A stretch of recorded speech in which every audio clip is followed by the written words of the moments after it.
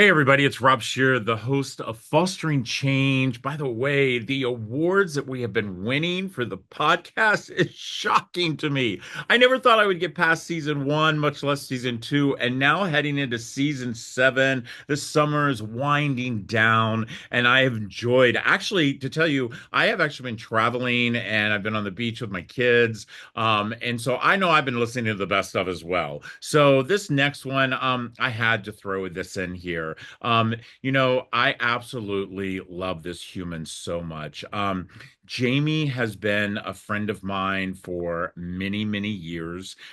She has been a huge supporter, her and her family and their nonprofit, Two Comfort Cases. You know, to have Jamie Truman as your friend, it's truly an honor. But let me tell you what they've done. They have raised, and I'm not even kidding, at this point, I think it's millions, for nonprofits. That's what they do. They throw these like amazing happy hours and raise money for nonprofits. And it to them, it's all about giving. That's what her and her husband do, and that's what they're teaching their kids. So listen up. I hope you really enjoy this. If you're local, definitely make sure you follow Jamie because they have some amazing happy hours. I think it's $20 to get in, raffle tickets and things like that. But it truly does support nonprofits. And Jamie, I love you to the moon and back, my friend. So I'm glad that you made the best of. But what I'm here today to talk about is Jamie's new book, Vanishing Fathers. Oh my gosh, it is a must read, a must read. So without further ado, I'd like to introduce you to my friend, Jamie Truman. Thank you so much. What an intro. That is so sweet. I know. We are in awe of you guys. Gosh, it's been a few years since we had an event for Comfort Cases, but I do have to say the feedback that I got when you were on my podcast from people was overwhelming. You were having everyone in tears listening to, your story and what you and your husband have been able to create with Comfort Cases. Yeah, I don't even think we had adopted our fifth child at that point. No, you hadn't. No, so we might have to come back because we have a fifth child now. But I know. before we get into the book, I just have to say, and I want people to know, our viewers and our listeners, is, the fact that you guys have actually collected and donated over $2 million to charities. I love what you say when you say you bring good people together and good things happen. And you were exactly right about that. What made you and your husband decide to do this? Oh gosh. So, it's a little bit different. So when I first started, giving back into different organizations was way back before I had met my husband. My father had passed away. He had AIDS, and after he passed away, I wanted to do something in his memory. And so I don't know why I decided to do this because I'd ran around like a cul-de-sac maybe once or twice, but I was like, you know what? I'm going to run a marathon for the Whitman Walker Clinic in DC. And they helped people that were living with HIV and AIDS in the DC area. So after I ran that, I decided that I was people train for different marathons so they can help raise money for different causes that really meant something to them. So I was doing that throughout my 20s. And then I had met my husband, and he had just ran for Man of the Year for LLS, which is the Leukemia and Lymphoma Society. So his grandfather had passed away on his dad's sixth birthday from leukemia, and he wanted to do something in his honor. So he did Man of the Year. He came in second place. He did amazingly well. And then after that, one of his friends was in remission from leukemia. She was doing, I don't know if you've heard of this, Light the Night Walk. They do it once a Yes, year. yeah, yes. It's yeah, in Rockville. And she said, Jerry, can you be a sponsor? And he said, absolutely. He's like, but let me see what I can do a little bit more. So he's like, I'm gonna have host something at the house and just kind of put a bowl out for checks and cash or how much you ever want to give. And he raised about, $8,000 that night. And he kept hearing from people that night. He's like, I really want to give back, but I don't really know how or where to go. And Jerry thought, this is a great avenue to get people involved in different charities. And it's a great way to get more people involved and aware of what's going on in the community. So that was, 15 years ago. And now, we have amazing board members. It's a 100% volunteer based organization. And as you mentioned, like we've raised a little over $2 million. That is so amazing. It's so amazing. And the one thing that you say, and I agree 100%, we can't expect our communities to do something if we don't educate them. And, Hmm. it's something that I preach all over the country as a public speaker is that, it's like for me growing up in foster care, for so long I blamed my community. But when I got older and started really learning, I realized that my community wasn't educated about kids in foster care. And once you're educated, then that's when you do not get a pass. And so I love that. Well, listen, I want to jump right into this book. Okay. Not like you have nothing else on your plate. You're a mom, and you're a mom of little ones, by the way, compared to mine are all teenagers now. But you run this amazing organization, but then you decided to write this book called Vanishing Fathers. And I have to know, the first thing I have to ask is, when did you wake up and said this book is going to happen? So it's interesting because I had mentioned my father previously about why I decided to start, kind of giving back and learning about more about what's going on in the community. So I had grown up, and my father was had substance abuse issues and was in and out of jail, was incarcerated most of the time that I was younger. And so he was absent for the majority of my upbringing. However, I never thought it really had, I knew it had an impact on myself and I knew it had an impact on our family, but I didn't understand the impact of it societally. And it wasn't until, so we doing Truman Charities and talking to all of these different nonprofits, because we have 3 different events per year, and learning about why some of the reasons that, there's a large substance abuse issue in youths and, women being exploited. And I kind of saw it an underlying that was an issue. But it wasn't until I started the podcast in 2021. And I've interviewed, gosh, I don't know, like over 120 people or something at this point. And most of those people, they're thought leaders in the community, but they're all, mostly nonprofits. And it just kept coming up over and over again, like no father, no father. And so I thought, let me dive a little deeper into this. Let me go through a few months, get statistics, and see if what I'm thinking is actually what a large cause is for a lot of societal issues. And I was right. And it was. And these statistics were staggering. It was like 71% of high school dropouts don't have a dad. 71 of children with substance abuse issues, youths don't have a father. 90% of homeless youths don't have a dad. 70% of exploited women. I mean, the list goes on and on. And so I thought, Look at the what? number of kids, look at the number of people on death row. I mean, we Yes, know that the number of people on death row, we're up to close to 90% who didn't have a dad. yes, yes. Incarceration rates. It kept going. And so I thought, what's a good way to tell people? And I love storytelling. So I thought, what's the best way to have these statistics in, but other people's stories? So when people can read it, they can maybe uh identify or have similarities with someone and see that they were able to had a dad that was absentee or a dad with substance abuse, and they were able to overcome it and become wonderful husbands and fathers themselves. And so I interviewed some really interesting people for the book from all different backgrounds to share their stories, mostly males, but I did interview 2 women as well.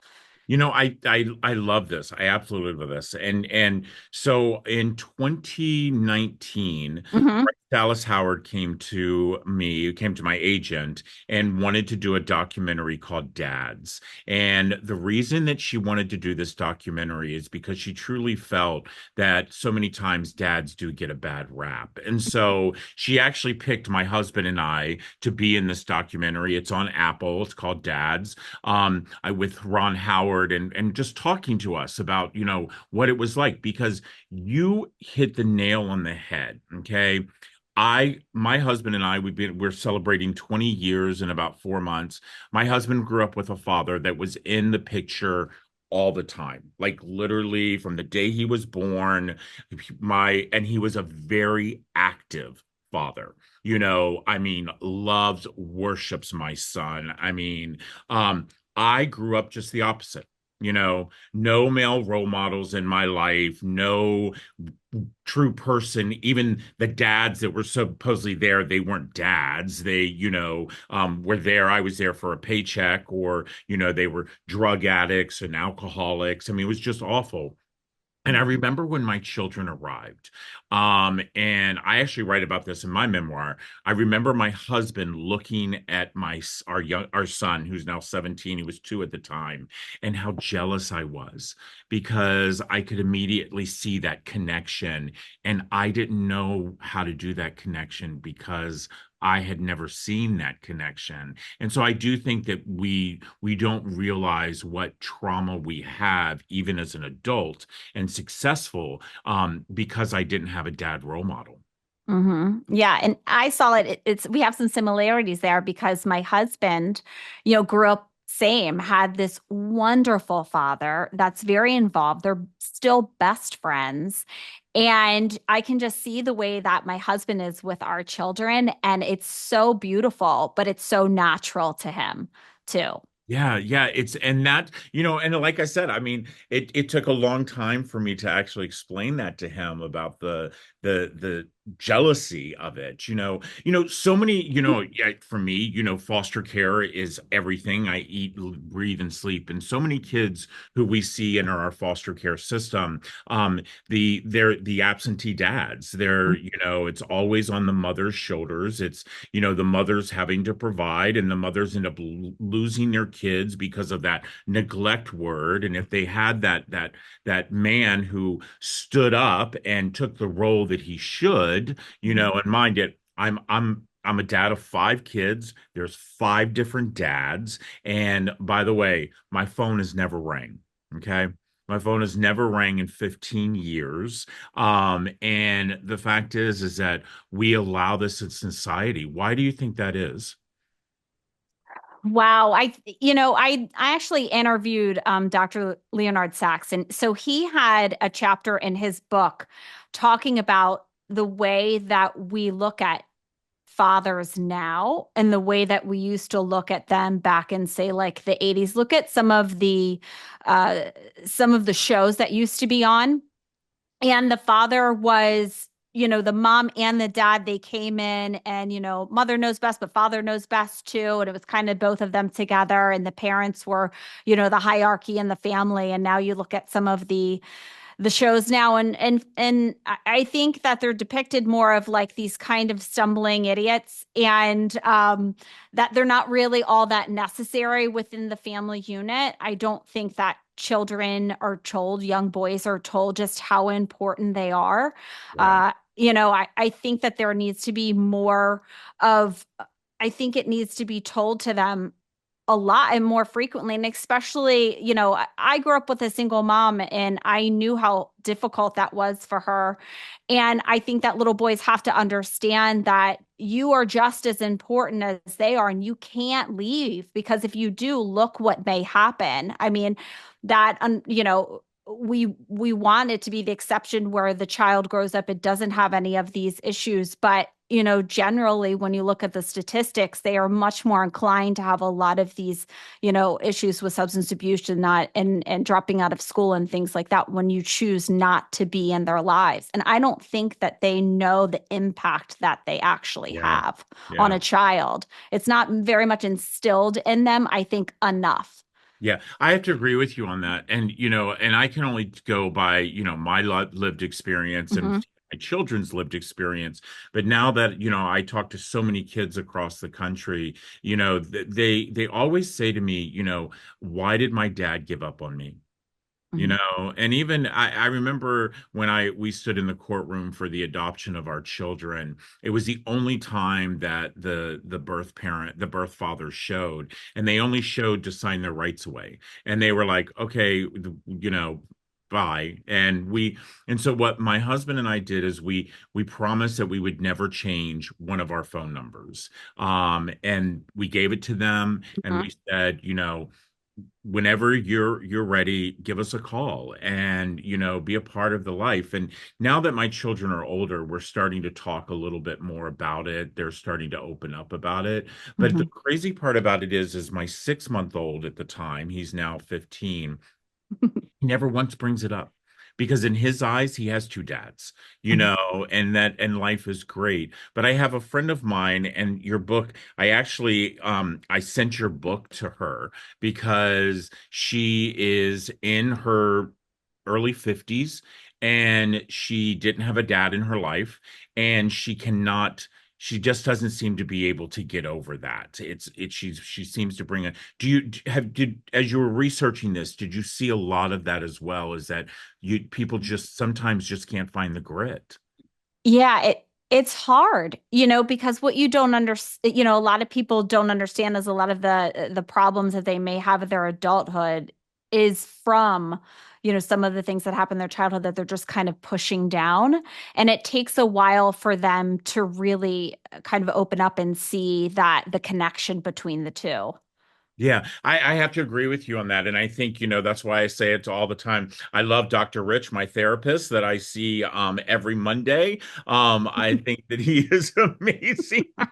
And I tell people to do it. The one thing about this book, and everybody, let me tell you something. There's two things about this book that I got. Number one, I got out of this, I could relate.